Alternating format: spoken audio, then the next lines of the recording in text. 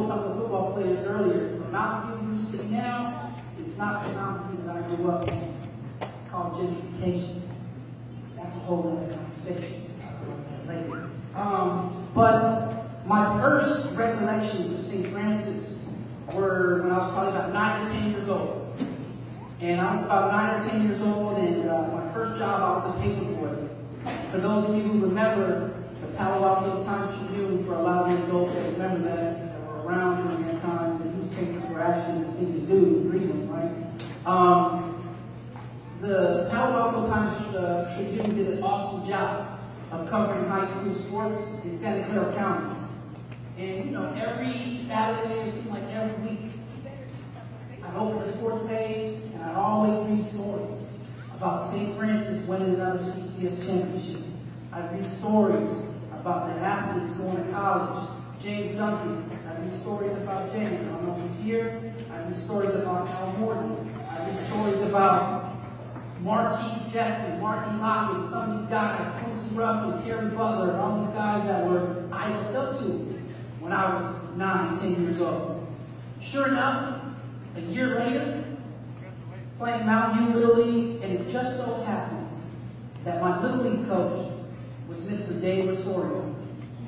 And Mr. Osorio and I, Mr. Osorio's son Brian, was on the same team. And once I found out that Mr. Osorio was not only an alum of St. Francis, a former coach and a current teacher, I knew that this was the place for me to be. And you know, I think when I was about the 6th grade, Mr. Osorio, he told me, he said, you know what, why don't you come check out the school? You have an opportunity to be a ball boy for the varsity football team. And I tell you, Friday nights, under the lights with all those thousands of people, when all my friends, you know, all the grade school kids hang out on the side, they're all night watching the game, but I had the opportunity to be out here and see these guys that I admire from afar.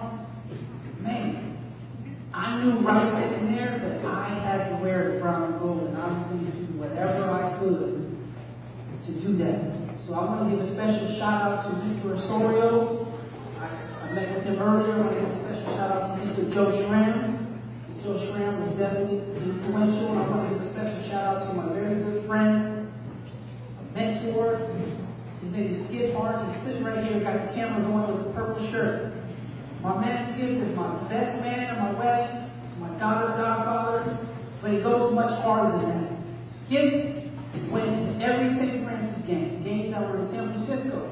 Games that were in Rancho Cotati. He went to every game that I played at Cal. And I never got a chance to publicly thank you and acknowledge you for all that you've done and supported me. But now's the day, so I appreciate it. Thank you, man. Thank you so much.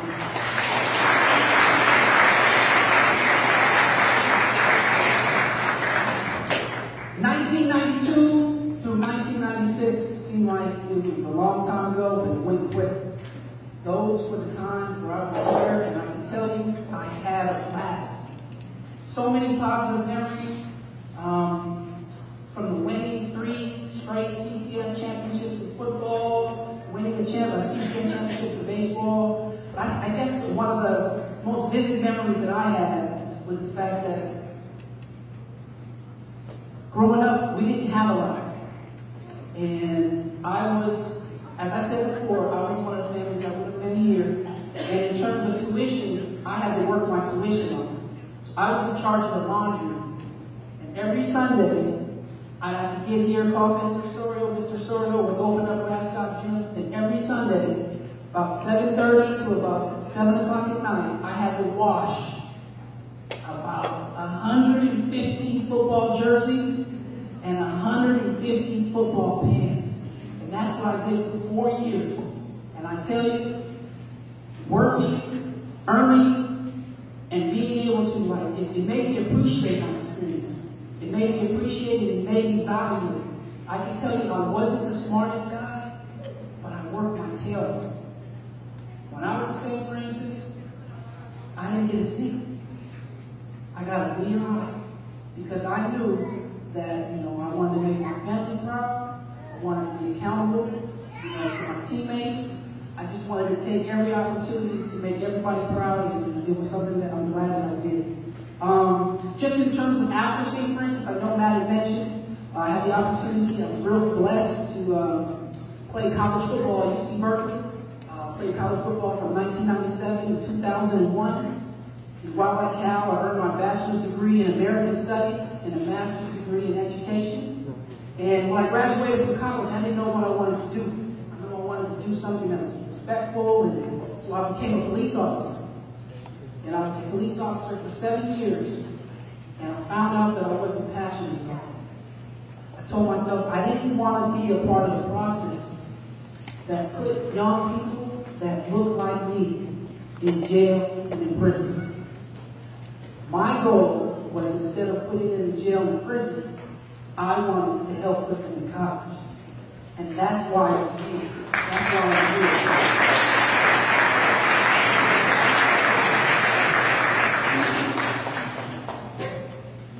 You know, when thinking about what I want to talk about tonight, it was really important for me to make it student-centered, so I don't want to share too much about me because it's not about me.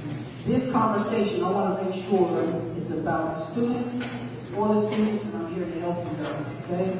With that being said, the first thing, and I want you, young ladies and young men, to listen to me because this is very important.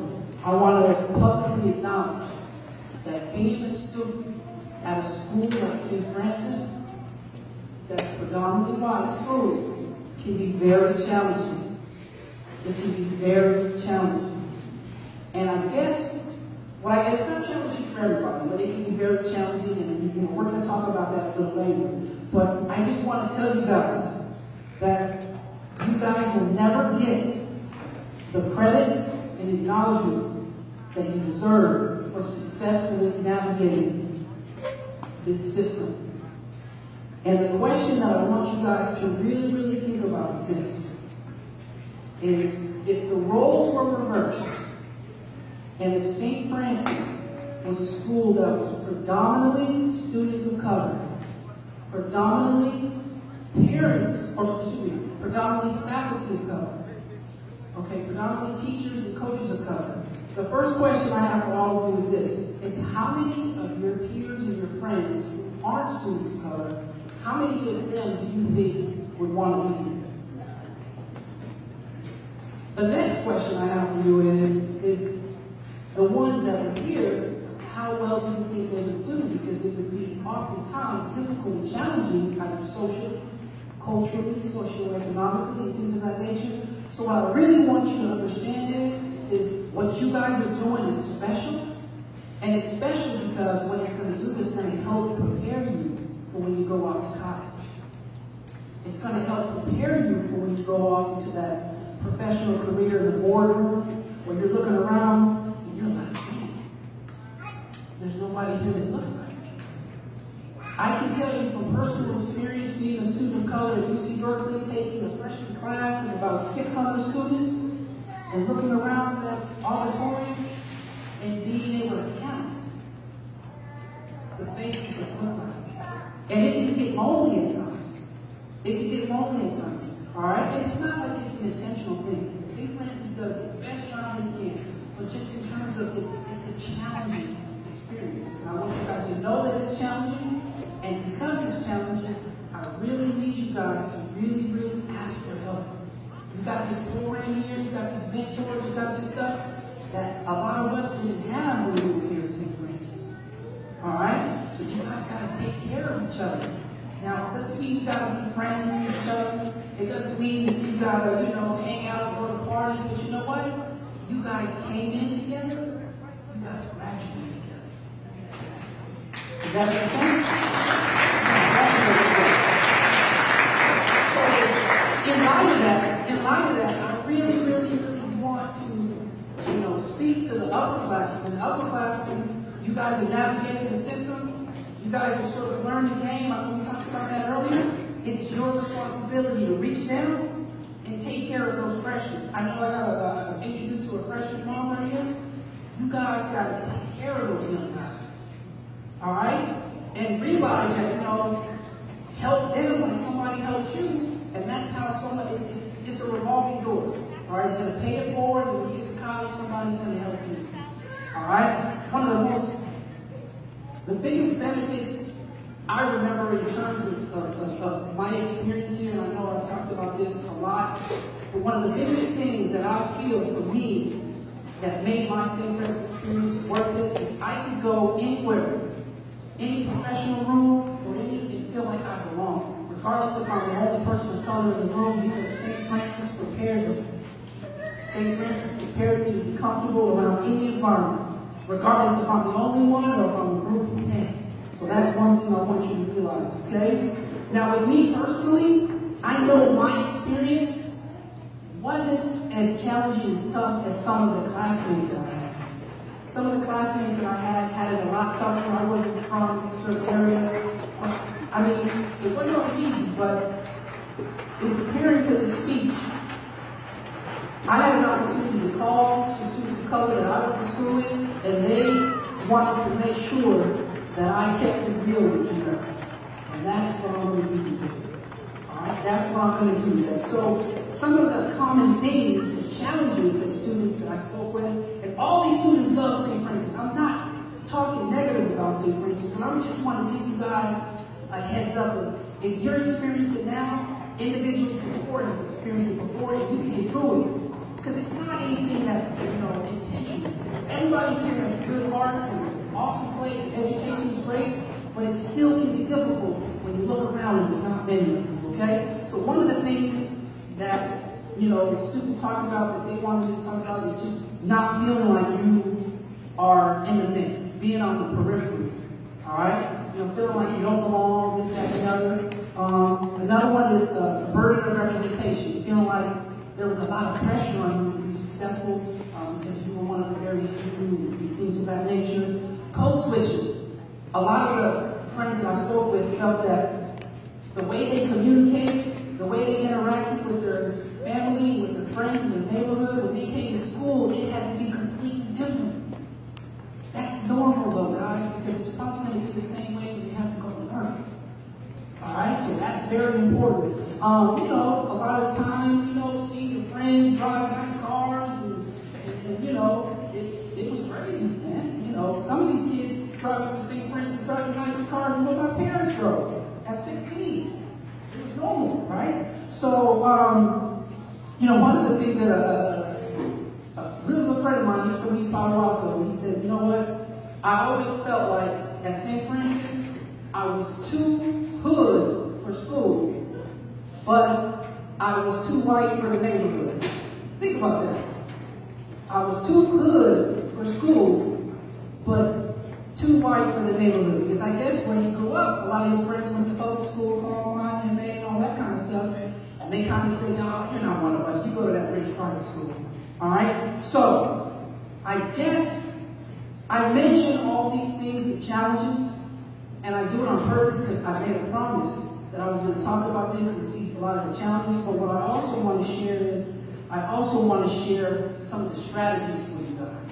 Okay? Because I want this conversation to be much more positive and affirming than talking a lot about the challenges. So one of the things that I wanted to talk with the students about is being empowered and taking control and creating a legacy. Regardless if you're a family in HCA or if you're financial aid or this, that, and the other, this is your school. Don't ever feel like you have to take a backseat to anybody. Create your legacy. Your legacy. And whether that legacy is in student government, leadership, athletics, or whatever it is, performing arts, take control of it, it's yours, and be proud of it. Alright? The next thing that I want to talk about is explore your options. Alright? This is one of the things that I sort of regret. When I was here at St. Francis, great student, I was an athlete, but that's all I did. And I think back to a lot of the opportunities that I could have got involved in student government, I could have got involved in leadership opportunities, campus ministry. So I challenge you guys. I challenge you guys to diversify your interests. Now what I mean by that is, don't spread yourself too thin, but don't be like me and just be an athlete and not get involved in anything else. I challenge you guys to find leadership positions. And if the leadership positions aren't in ASB, create a club. All right? It could be a leadership position in terms of,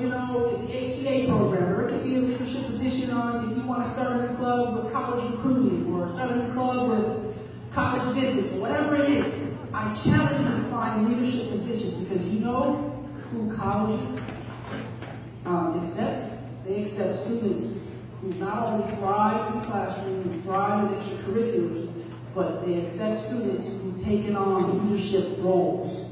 So remember that.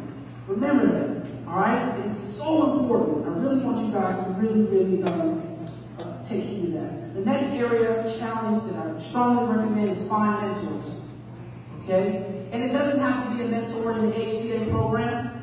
It could be a mentor or whatever. So this is what I encourage you guys to do. If you're a freshman, I encourage, or sophomore or junior, find a mentor who's a senior, who you know is squared away, does good at school, is involved in things that you're, and if you're a sophomore, it's a new senior class, find another mentor. When you're a junior, find another mentor. There can never be enough people that you can go to for help. I know I spoke with a lot of the young men who were on the football team earlier when I said iron sharpens iron. You guys have to find people who are going to be better than you so they can help you. All right? And I don't mean by better, smarter, or this, that, and the other, but better, more motivated. They might be able to help you. They might have a certain connection that you can get in a summer internship or something like that, okay? Ask for help. This is one thing that was a common thing that a lot of the students that came to St. Francis that I came in with, a lot of them that didn't make it, ended up didn't make it because they waited to the last minute to ask for help. Don't be that way. Give your pride, ask for help right away. Don't be afraid. Everybody's here to help you, especially when it comes to academics. I know I talked about it a little earlier. Don't wait till a week before the final to ask for help. No. Start meeting with your teacher the first week of classes. Let your teacher know that you need help. All right? So that's very important. Ask for help, especially when it comes to career guidance, internship, and college advice. All these adults here, they've been here for a long time. They're well connected. So for those of you who want to go into certain fields, okay, there's an alumni office here. It's at the Andre House. If you're a student that wants to go into film or broadcasting, there is somebody at St. Francis who graduated at some point who's doing what you want to do. Who else is going to want to help you more than another St. Francis alum? Does that make sense? So you have to ask for help. In terms of college guidance, all right? Your college counselors are awesome. They know so much. Endear yourself to them. Introduce yourself. Don't just go talk to them and meet with them when you need to. Meet with them often on a regular basis. Another thing that I encourage you guys to do, when the college representatives come on campus, go see them. Visit. Just because you're a senior doesn't mean you can't go. You're building relationships. If you want to go to Georgetown and Georgetown comes, you need to be here. You need to be here when you're a freshman. You need to be here when you're a sophomore, a junior, and senior, because it's all about developing those relationships with the college representatives. Because those are the people that are going to be admitting you into that UCLA, or into that Morehouse, or into that whatever school that you want to go to. Very important. There's so many resources here. I just really want to emphasize, don't get caught up in your own little circle, your own little friends, and your own little bubble, because there's so much more help outside of your circle, and I want you guys to take off the blinders. Take off the blinders. That's very important, very important. Talked a bit about creating leadership opportunities. I just want to reiterate that once again. But just know, as I said earlier, you guys have a lot of resources here, and there's a lot of people here to help you. One thing that I found out, and I just met Mr. Taylor earlier, I'm sure he's a modest guy, he probably wouldn't tell you, but Cass Taylor is the first African-American man on the board of directors here at St. Francis. That's huge.